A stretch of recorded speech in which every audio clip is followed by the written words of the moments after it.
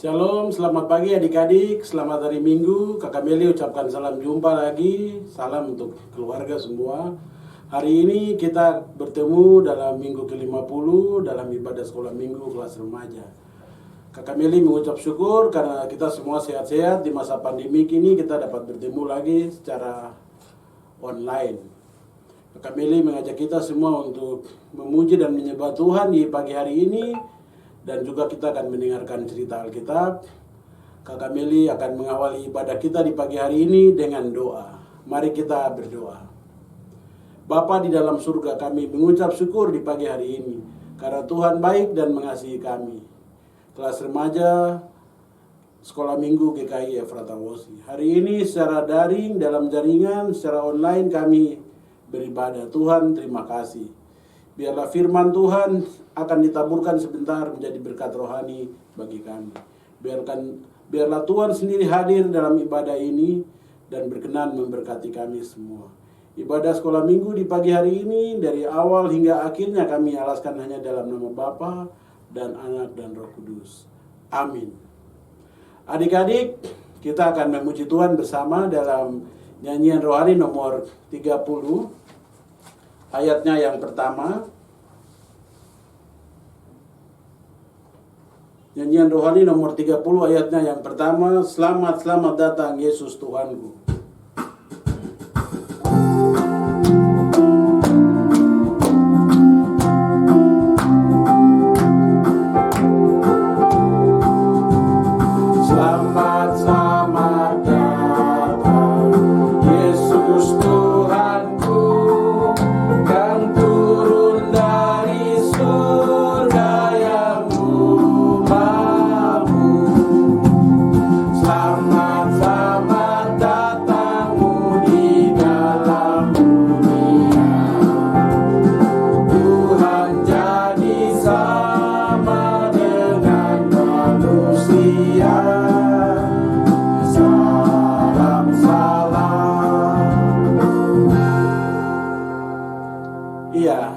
Adik-adik, kita akan membaca dan merenungkan firman Tuhan di pagi hari ini dalam pelajaran yang ke-50.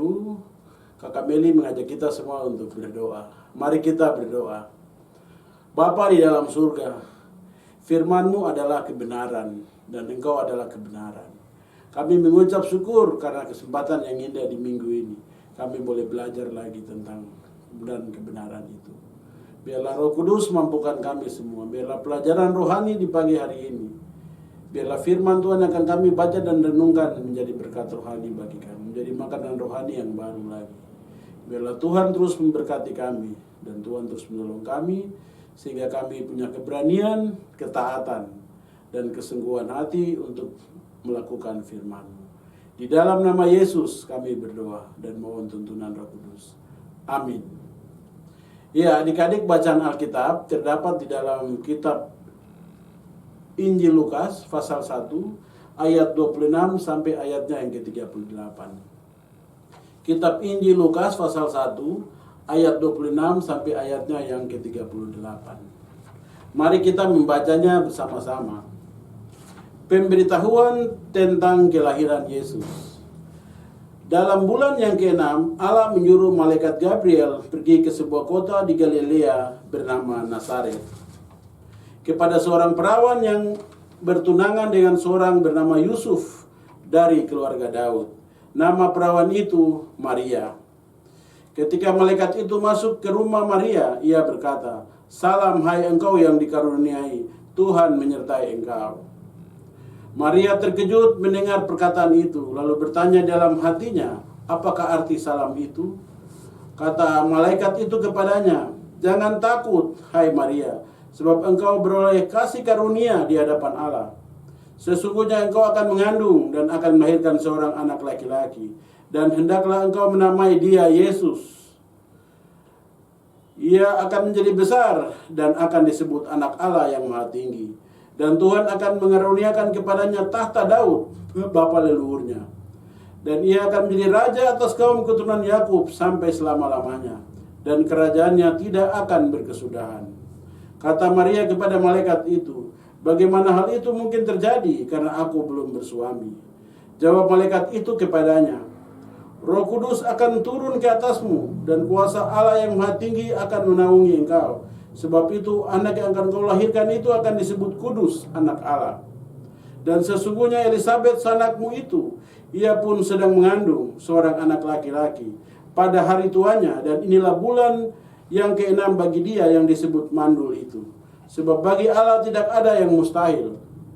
Kata Maria, sesungguhnya aku ini adalah hamba Tuhan. Jadilah padaku menurut perkataanmu itu.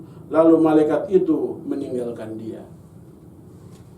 Iya, adik-adik, pelajaran kita dan bahan Alkitab ini sering sudah kita baca. Adik-adik juga sudah sering mendengar. Tapi ada beberapa hal penting yang akan kita bahas pagi hari ini, yaitu tentang Maria, dan tentang Gabriel, dan tentang Allah, dan tentang dunia, dan juga tentang orang Israel, dan tentang siapa itu nanti, dan tentang Yesus. Tapi hari ini kita fokus untuk membahas Maria dulu.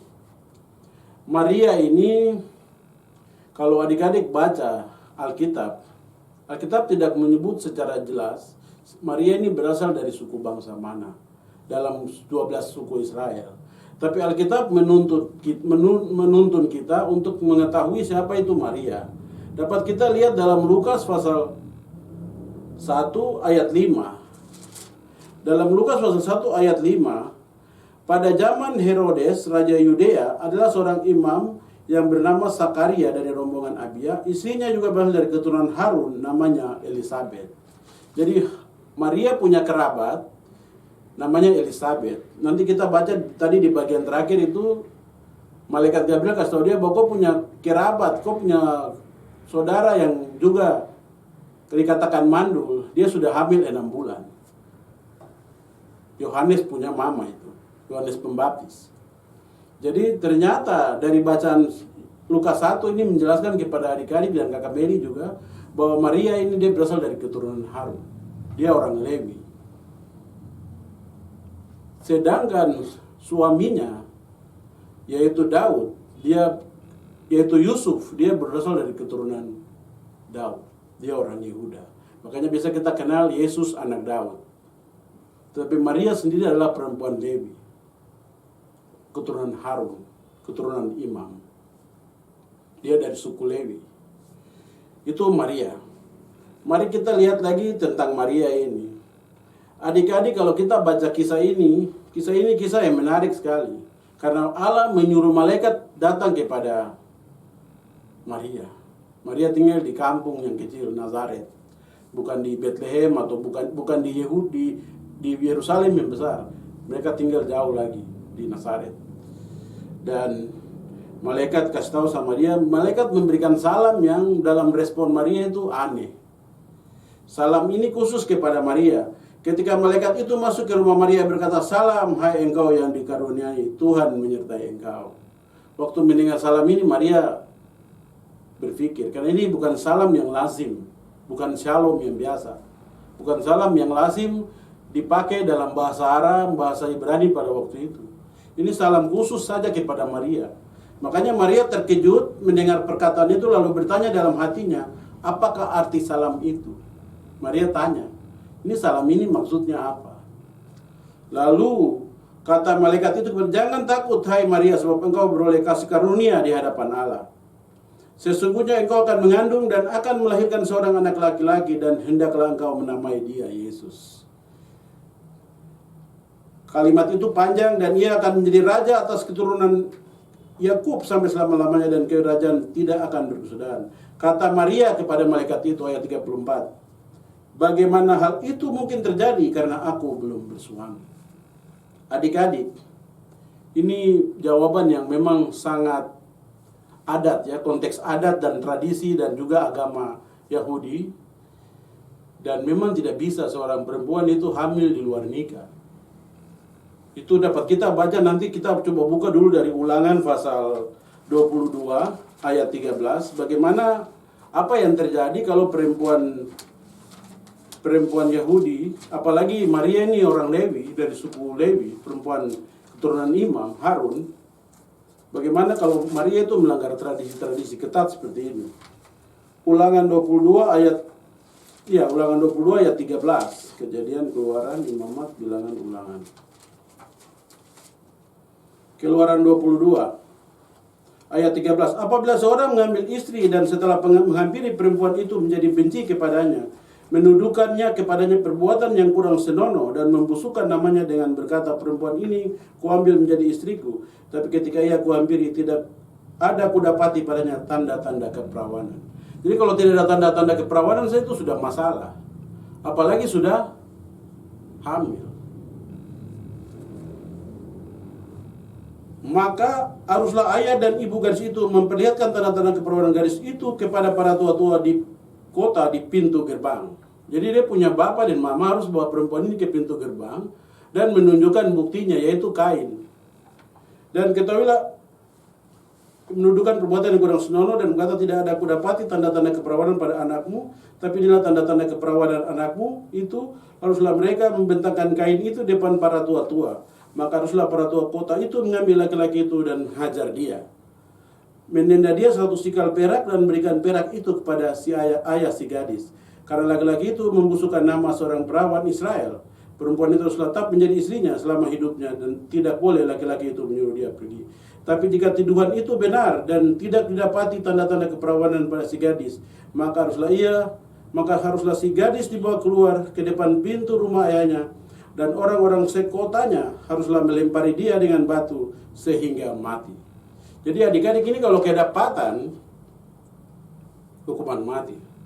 Dilempari di depan rumahnya Maria sampai mati. Kalau adik-adik baca seterusnya. Jadi Maria menantang hal-hal yang prinsip sekali. Ketika jawaban Maria, kalau kita baca dalam ayat 38 itu. Dan malaikat juga memberitahu dia tentang status Elizabeth. Bahwa Elizabeth yang bilang dia mandul itu, dia juga sudah hamil, dan ini sekarang bulan ke-6, dia sudah hamil 6 bulan. Adik-adik dulu kan tidak ada HP ya. Kalau HP kita punya keluarga di Jayapura atau di Kebar hamil, kata Meli telepon, aku sudah hamil berapa bulan, saya bisa tahu. Tapi waktu zaman dulu tidak HP, jadi Maria juga tidak tahu. Makanya tapi malaikat datang kasih tahu Maria, Elizabeth yang bilang dia mandul itu sampai sudah tua itu, dia sudah hamil dan sekarang sudah 6 bulan. Dan nanti kalau kita baca dalam bacaan selanjutnya di ayat 39 itu, beberapa waktu kemudian berangkatlah Maria dan langsung berjalan ke pegunungan menuju ke sebuah kota di Yerusalem. Di situ ia masuk ke rumah Zakaria untuk bertemu Elizabeth. Dan betul, waktu dia sampai di sana memang Elizabeth sudah hamil besar, sudah dekat melahirkan. Tapi kita tidak bahas itu. Kita bahas Maria. Adik-adik, Maria menerima resiko. Inilah satu sikap Maria yang perlu kita belajar dari Maria, yaitu ketaatan dan kerendahan hatinya untuk menerima perintah dan kehendak Tuhan dalam hidupnya. Maria dengan ketaatan dan kerendahan hati menerima dengan melanggar konsekuensi adat dan agama. Ada risiko besar yang akan dia hadapi, yaitu dirajam. Kalau ketahuan, dia akan dilempari batu sampai mati. Dan juga risiko martabat, harga diri keluarga. Bapak, mama, keluarga semua malu. Kenapa? Karena hamil luar nikah. Makanya malaikat meyakinkan Maria betul. Jawab malaikat itu kepadanya, Roh Kudus akan turun ke atasmu dan kuasa Allah yang Maha Tinggi akan menanggung engkau. Sebab itu anak yang akan kau lahirkan itu akan disebut kudus, anak Allah. Dan sesungguhnya Elizabeth anakmu itu, ia pun sedang mengandung seorang anak laki-laki pada hari tuanya, dan inilah bulan yang ke-6 bagi dia yang disebut mandul itu. Sebab bagi Allah tidak ada yang mustahil. Kata Maria, sesungguhnya aku inilah hamba Tuhan, jadilah padaku menurut perkataanmu itu. Lalu malaikat itu meninggalkan dia. Adik-adik, Maria ini punya kerendahan hati luar biasa dan ketaatan kepada perintah Tuhan. Dan Maria juga kalau dia menerima itu juga membuat nama yang kurang baik kepada Yusuf. Karena walaupun mereka masih bertunangan, mereka sudah melakukan hubungan-hubungan di luar pernikahan itu. Dan itu juga membuat harga martabat Yusuf juga jatuh dalam lingkungan keluarga di Nazaret. Tapi Maria melawan itu semua, dan Maria menerima kehendak Tuhan. Menerima apa? Menerima kehendak perintah Tuhan itu. Jadi Maria ini ada 3 sifat. Dia percaya kepada Tuhan, percaya akan janji Tuhan itu, kemudian dia taat, kemudian dia mempunyai kerendahan hati. Dan inilah mungkin yang menjadi dasar Yesus, Bapa memilih dia untuk menjadi Bunda Allah, ya, melahirkan Yesus. Dan adik-adik, kalau kita baca seterusnya dalam perjumpaan Yesus dalam perjamuan kawin di Kana, Kakak Meli sudah pernah jelaskan, Maria juga datang dan meminta Yesus melakukan mujizat yang pertama. Dan kalau kita baca dalam Yohanes pasal 19 itu, coba kita buka, kita periksa Yohanes 19. Maria itu sangat mengasihi Yesus sekali. Dalam Yohanes 19 ketika Yesus ada di salib, itu Maria hadir juga di sana. Yohanes 19 ayat 25. Dan di dekat salib Yesus berdiri ibunya dan saudara ibunya, Maria istri Kleopas dan Maria Magdalena. Ketika Yesus melihat ibunya dan murid yang dikasihinya di sampingnya, berkatalah ia kepada ibunya, "Ibu, inilah anakmu." Kemudian katanya kepada murid-muridnya, "Inilah ibumu." Dan sejak saat itu murid-murid itu menerima dia dalam rumahnya. Jadi Maria ini punya satu ciri juga, yaitu mengasihi keluarga. Memang ibu-ibu begitu, ya, sangat mencintai anak-anaknya. Dan ini memang sifat dari ibu-ibu, mengasihi anak-anak.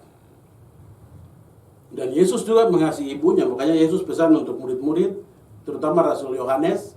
Rasul Yohanes, ini juga kupu mama, ini ibumu. Makanya waktu itu langsung Yohanes respons, kemudian katanya kepada murid-muridnya, "Inilah ibumu." Dia kasih tahu kepada murid-murid. Dan sejak saat itu murid itu menerima dia di dalam rumahnya. Adik-adik, kita tahu bahwa Maria kemudian ikut Yesus. Maria ikut Yohanes, Rasul Yohanes, mereka tinggal di Yerusalem. Dan selanjutnya Yohanes itu dia penginjilan ke Efesus. Kalau kita baca di Korintus, di Kisah Para Rasul, dan kemudian setelah kasus masalah dia lagi dibawa ke Patmos, Maria kembali. Nanti silakan adik-adik periksa di sejarah gereja.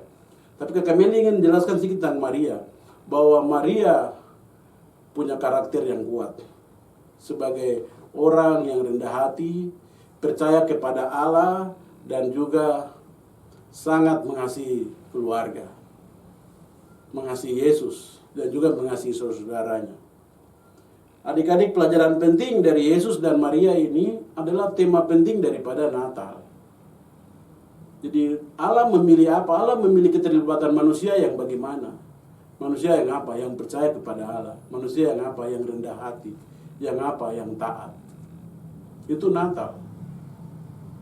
Natal itu kan bicara tentang bagaimana Yesus yang adalah Allah, taat kepada Bapa, mau menjadi manusia. Natal itu kan bicara tentang Yesus yang adalah Allah, yang posisinya sebagai tinggi, mau merendahkan dirinya menjadi sama dengan manusia dan menolong kita. Itu Natal. Jadi pesannya Natal ini sama dengan sikap hati Maria. Jadi Maria ini identik sekali dengan Natal, dan dia memang melahirkan putra Allah. Dia memang melahirkan Yesus. Tapi dia punya karakter sendiri, itu membuat dia dipilih Allah menjadi ibunya Yesus. Adik-adik, ini sebuah pelajaran yang luar biasa untuk kita. Sikap-sikap ini harus kita jaga dalam hidup kita. Baik adik-adik remaja yang perempuan, adik-adik yang laki-laki. Sikap Maria ini harus kita pelajari betul. Dan kita jadikan itu sebagai teladan dalam hidup kita sebagai anak-anak Tuhan. Kakak Meli ucapkan selamat hari Natal untuk adik-adik semua. Biarlah pelajaran penting dari Maria, sikap Maria yang percaya, taat, dan rendah hati, dan mengasihi anak-anaknya. Bahkan sampai Yesus proses sampai disalib, Maria ikut terus. Maria ikut Yesus.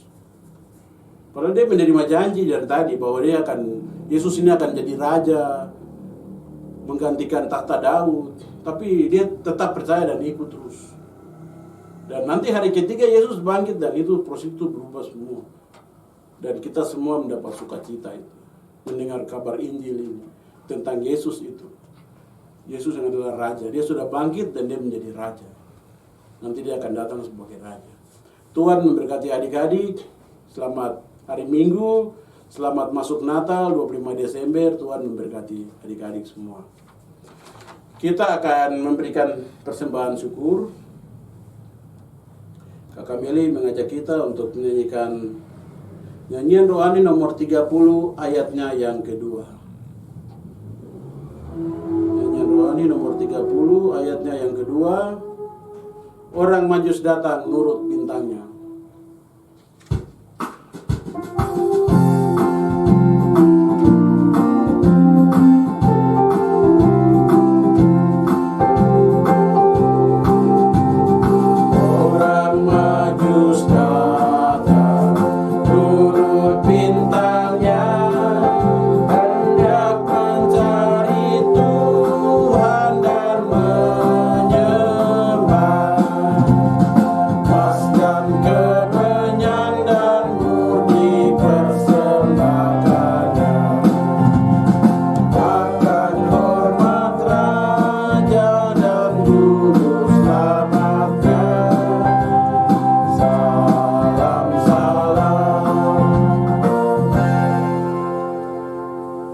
Adik-adik, kita akan berdoa dalam doa syafaat. Mari kita berdoa. Bapa di dalam surga, kami mengucap syukur karena firman-Mu yang telah kami dengar tadi. Pelajaran dari Maria tentang kerendahan, tentang ketaatan, tentang pengasihan, juga tentang kepercayaan kepada janji Allah. Biarlah menjadi pelajaran rohani dan makanan rohani yang baru bagi kami. Menjadi kekuatan kami di masa mempersiapkan Natal ini. Biarlah kami terus percaya akan janji-janji-Mu dalam hidup kami. Berdoa dan menyerahkan adik-adik semua dalam masa liburan ini. Tuhan memberkati mereka, keluarga-keluarga mereka Tuhan berkati. Kami juga mengucap syukur karena anak-anak, adik-adik sudah menerima rapot setelah ulangan online. Kami menyerahkan juga orang tua, keluarga, saudara-saudara mereka. Tuhan memberkati. Masa depan dan cita-cita mereka kami serahkan, anak-anak remaja ke dalam tangan-Mu. Tuhan pimpin, berkati dan lindungi di mana saja mereka berada. Tuhan tuntun selalu. Saudara-saudara mereka, Tuhan memberkati. Adik, kakak, Tuhan berkati. Berdoa menyerahkan pelayanan sekolah minggu Pargi ke Efrata Wosi, Tuhan berkati. Berdoa menyerahkan gereja-Mu, Tuhan berkati. Ibu pendeta dan pengurus harian majelis jemaat, juga unsur-unsur, Tuhan memberkati. Berdoa menyerahkan persekutuan anak dan remaja, guru-guru sekolah minggu, Tuhan memberkati. Pergumulan-pergumulan kami, Tuhan berkati, baik pribadi dan keluarga, Tuhan memberkati. Terima kasih Bapa, di masa pandemi kini kami serahkan pemerintah, Tuhan kiranya memberkati. Dalam hari-hari yang berat untuk menyelesaikan persoalan-persoalan negara ini, Tuhan kiranya Engkau memberkati. Berdoa dan menyerahkan juga rencana-rencana kami untuk tahun pelayanan yang akan datang, tahun 2021, Tuhan memberkati kami semua. Terima kasih Bapak, kami mengucap syukur dan mohon berkat Tuhan. Tuhan kiranya memberkati adik-adik, anak-anak semua. Dalam nama Yesus kami mohon. Amin. Ya adik-adik, kita akan mengakhiri ibadah kita. Kakak Beli mengajak kita semua untuk menyanyi dari nyanyian Kidung Jemaat. Nyanyian Kidung Jemaat nomor 99 ayat yang pertama. Gita sorga bergema, lahir Raja Mulia.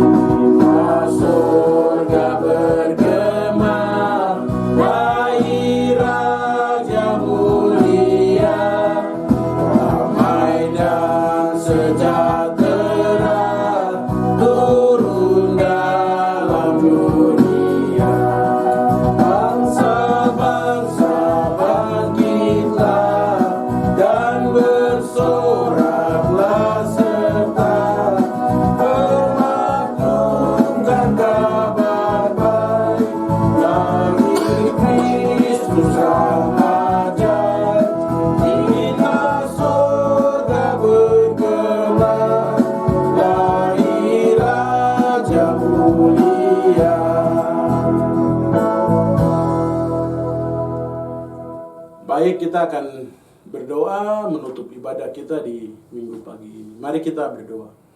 Bapa di surga, terima kasih kami sudah memuji dan menyembah Engkau. Biarlah kasih dan rahmat Tuhan senantiasa menolong dan menyertai kami semua. Guru-guru sekolah minggu dan juga adik-adik remaja dan adik-adik sekolah minggu semua. Di mana saja kami berada, Tuhan hadir dan memberkati kami semua. Biarlah kasih dan penyertaan-Mu senantiasa mulai dari hari ini terus kekal sampai selama-lamanya. Amin. Baik adik-adik, selamat hari Minggu. Ibadah kita telah selesai. Shalom.